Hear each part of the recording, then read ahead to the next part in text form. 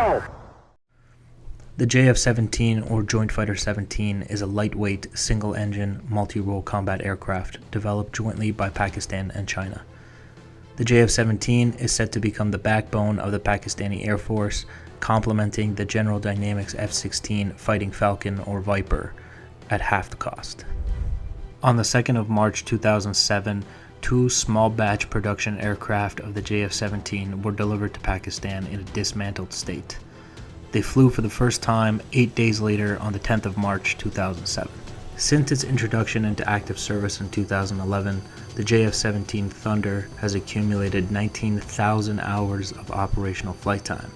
The JF-17 has seen active military service in Pakistan when it was used to bomb militant positions using both unguided and guided munitions for precision strike capability.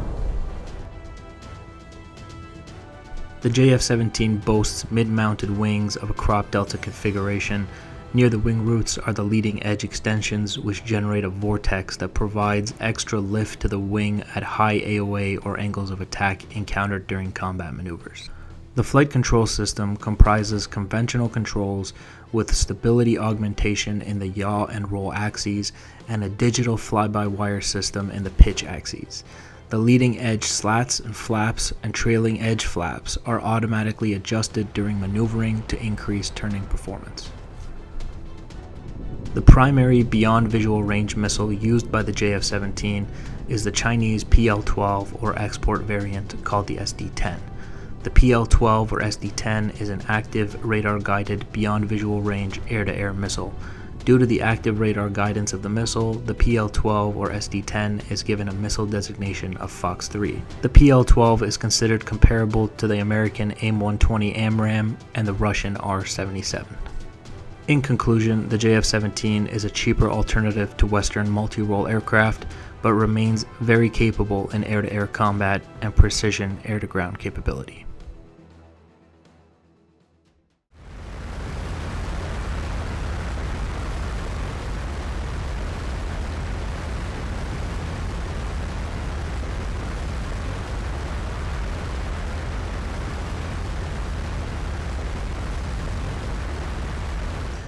So here we are in the JF-17. I'm going to go ahead and turn on some cockpit lights, throttle to full floodlights, turn off the external lights. Okay, and everything looks good. Let's go ahead and switch into BVR mode.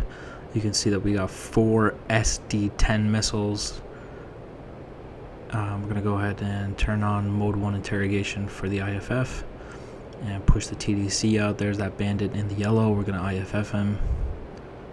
And he comes back as hostile in red, so we're going to go ahead and lock him up. And he is there on the HUD in that box that says 60 off in front of us. We are 55 nautical miles away, climbing through 32,000 feet.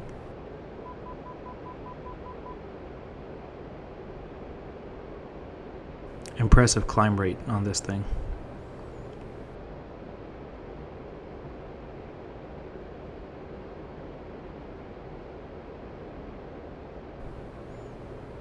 Real easy time climbing.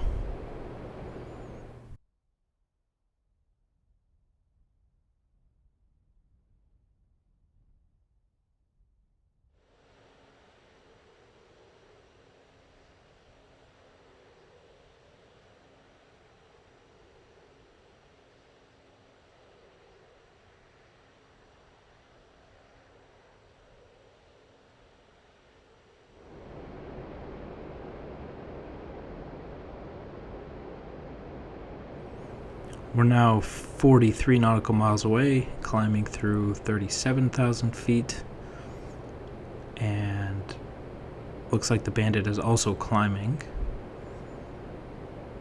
He's trying to give himself a higher probability of kill.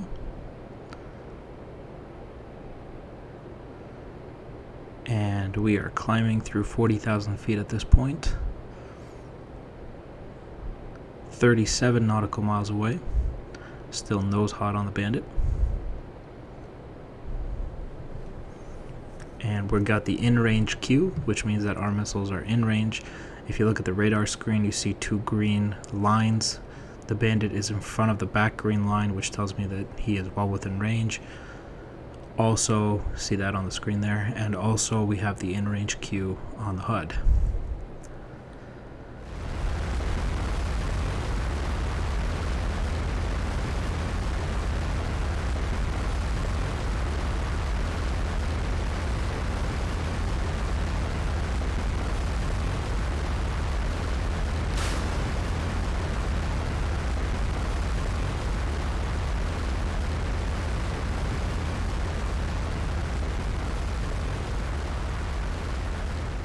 Okay, so that's Fox 3, and we're at 42,000 feet. We don't want to be up here for when his AMRAAM starts coming in, so we're gonna dump the nose and start diving for the ground here, build up some energy to evade that incoming missile, and also to drag it into denser air, cause more friction, and give ourselves a higher probability of missing. 100% that missile's coming in, even though I don't have a warning yet. It's been fired in TWS, so once it goes pitbull, which it just did, I will receive a missile notification. You can see on the HUD there, missile. And the RWR sound is a little bit low, but I believe that's a bug that will be fixed later.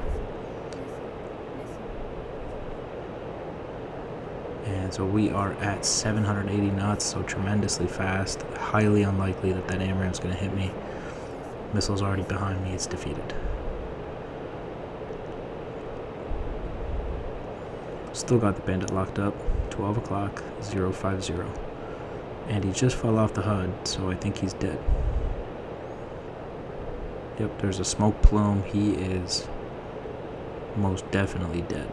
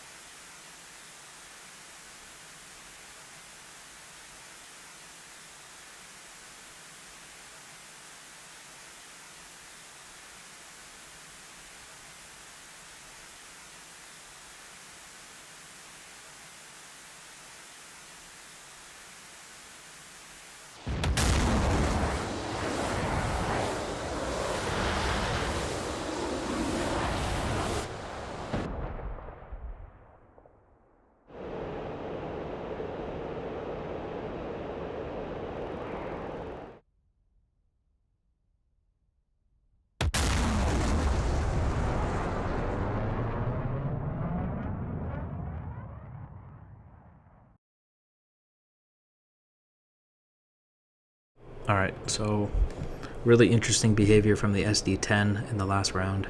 So we'll review that in the Tack View. I'm sure there's some interesting stuff to be seen.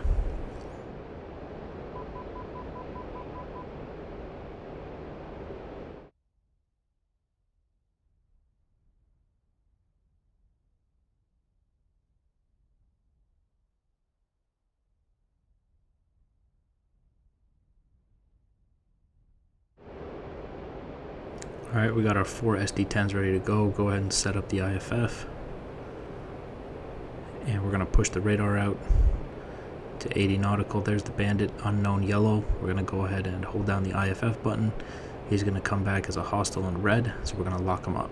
He's 52 nautical miles away. We are at 40,000 feet and climbing.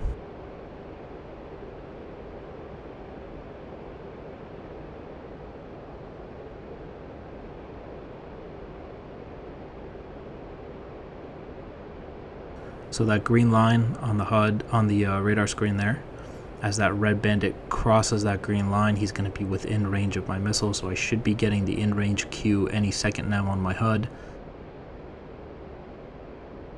And there it is. It says he's in range, and we are 40 nautical miles away, so that's very impressive. That's decent. And this missile seems like it's got a pretty high probability of kill from this distance, so I'm going to wait a few seconds till he's inside, and then we're going to Fox 3.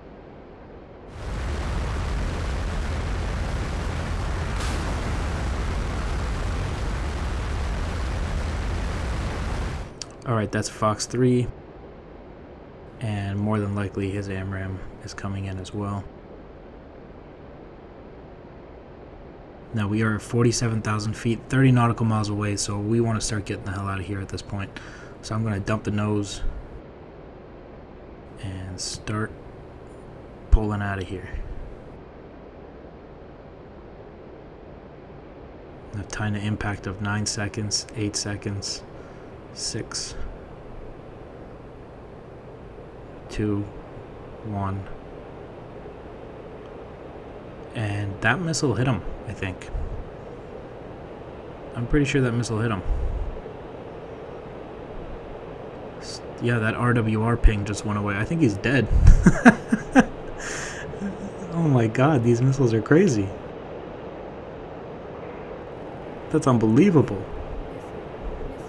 He has an AMRAAM coming in, so let me just defeat this. That's unbelievable. I can't wait to look at this in Tack View.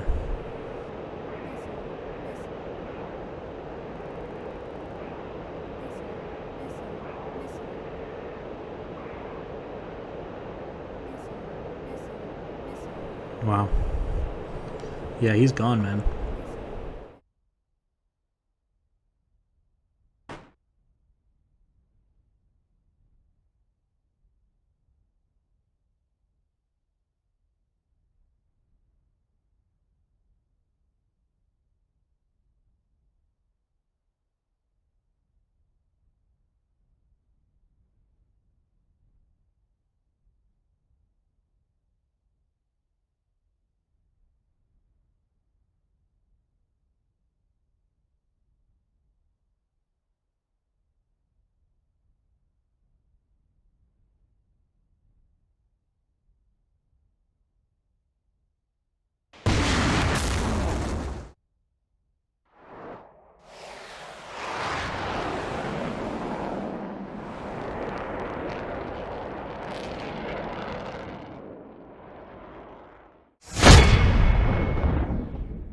Alright guys, let's have a look at our Tack View here. This here, the red two triangles, this is the JF-17.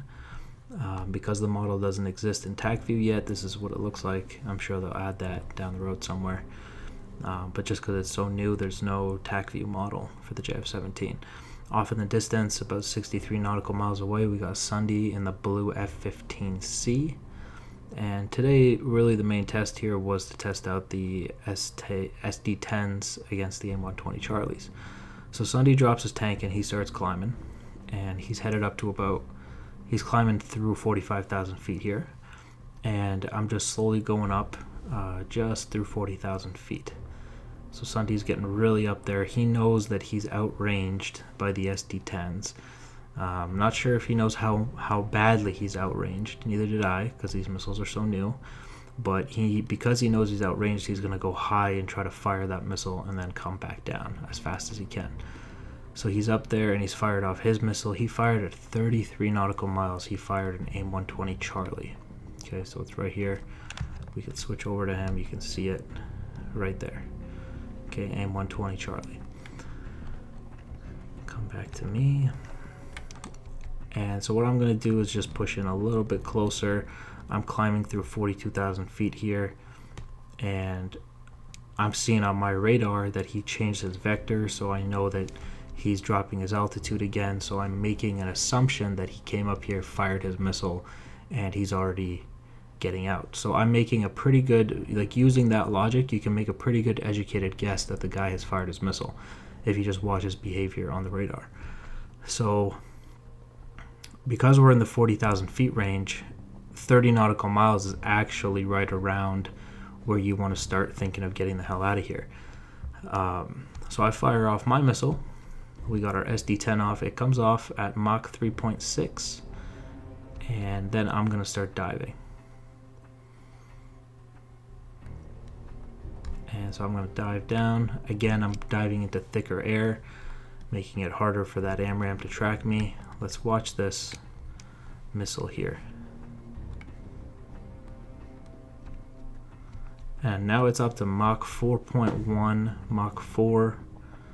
It's doing a really nice job of maintaining its speed. Let's look at Sunday's AMRAAM here. That AMRAAM was fired just a couple seconds before me, and it's already down to Mach 2.8. So a very significant change in speed. Also notice the altitude difference. Okay, so he's much higher up there. His missile is probably in the 50,000 feet right now, because he came up to about 47 when he fired it. So, and that missile clearly lofted. You can see how it went up a little bit. So it's probably flying at around 50,000 feet. My missile is probably just under 39,000 feet right here. Okay, so I'm in thicker air than he is, and I'm still going faster by almost an entire Mach. And so there he goes. His missile would have been dangerous if I stayed up there, but because I dove down, I'm going to be safe. Check out this missile. Very small changes in its flight path. It seems to be trying to conserve as much energy as possible on the way in.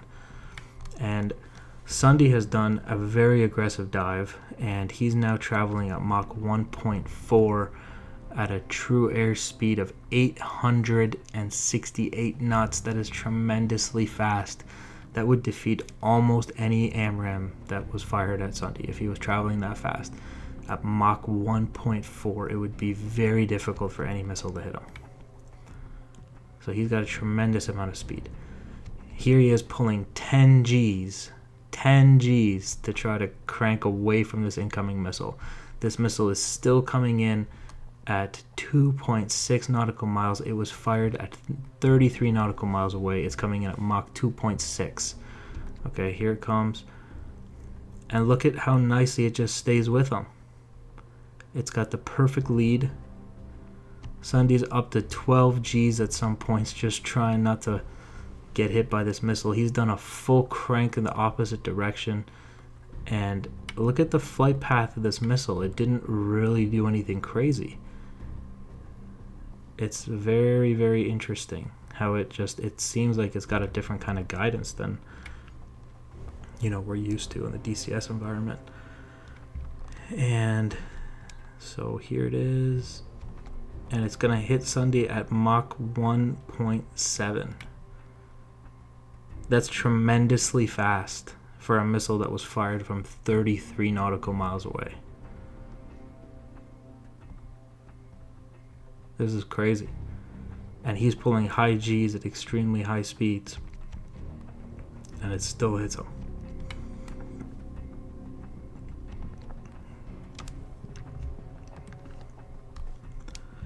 Meanwhile, Sundy's missile is at Mach 0.9. And it's a piece of trash. It's been useless since up here. It's just been falling like a rock. So right here, it's already been defeated because it didn't set a good intercept route for a target that was diving quickly. And notice how my dive wasn't even as aggressive. My speed's not as high. Actually, my speed's pretty high, but my dive is not as aggressive as Sundy's was against the SD-10, and he still got killed. And I just very, very easily beat the AMRAAM. Didn't even do anything. I just dove down and I beat it. Meanwhile, he was working his ass off and he got killed still. So very interesting missile behavior we're seeing. The SD-10 at this point in time, to me, looks like it's far, far superior than the AMRAAM. Alright, so in this next fight, what I'm going to try to do is get a little bit higher up. I want to see exactly how far I can fire this missile and still get a pretty reliable kill. So I'm going to try to increase my range a little bit. That's what I was going for, and I want to go to a higher altitude to fire it. Now you can see Sundy's dropped his tanks. We're going to get closer. He's going to climb. Sundy's up to 50,000 feet. He's climbing through 51,000 feet here. I'm still at about 45. He's at Mach 1. I'm Mach 1.2. 35 nautical miles apart. And there's my launch at 47,000 feet. Sundy is up at 56, so he's 10,000 feet higher than me. And he's going to fire off his AMRAAM.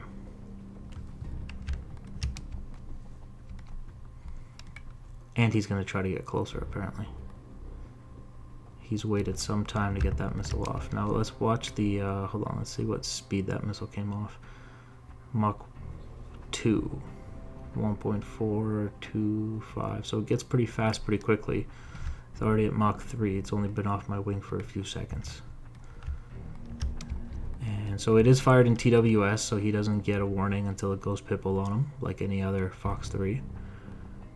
And there's Sunday's launch finally at 56,000 feet. Okay, so he's about 10,000 feet higher than I am, which means his missile theoretically should do much better than mine. It has to fight through less dense air. Also notice that the missile climbs itself. Okay, so this missile right now is at 59,000 feet. Almost 60. It actually just crossed through 60,000 feet here. So that missile is barely fighting through any air to come and hit me. Notice the speed is at Mach 3.2. And my missile up here is Mach 4. So even my missile is 49,000 feet. He's almost at 60. So I'm about 10,000 feet lower than him, the missile. And I'm still traveling at Mach 3.9. He's 2.6. So much better speeds out of the SD-10 at different altitudes. Superior speeds, for sure. It's hard to argue that. And so here's that missile, Mach 2.4. Let's watch the AMRAAM here. I'm diving down, per usual. One of the best ways to defeat a missile, just dive. Mach 2.3, that missile's not going to hit me. It's just not. And look at this small crank off to the side here. And that missile just cannot follow. Look at it. It's trying to, but it can't. Doesn't have the speed.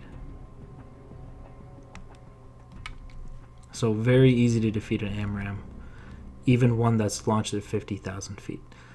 Let's go look at that SD-10.